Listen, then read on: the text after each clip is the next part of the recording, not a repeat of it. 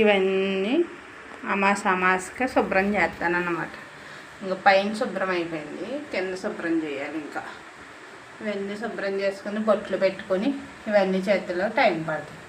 అయిపోయాక మళ్ళీ మా దేవుడి లుక్ ఎలా ఉందో చూపిస్తాను.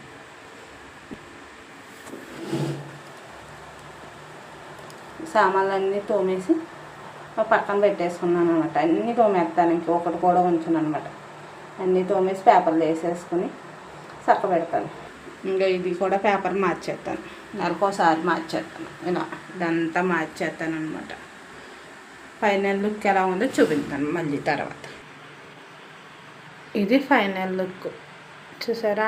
అమాసకి ఇలా ఒబ్బడి చేసుకుంటాను అనమాట.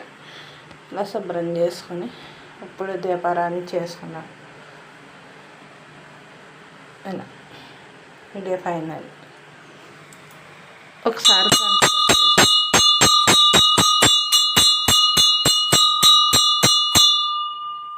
నాకు ఇల్లే గుడి, ఇంట్లోనే గుడిలో చేసుకున్నట్టు చేసుకుంటాను నేను గుళ్ళకి గట్ట పెద్ద వెళ్ళాను, కానీ ఇంట్లోనే మనశ్శాంతిగా దండం పెట్టుకుంటాను అన్నిటికి అన్నీ చేసుకొని.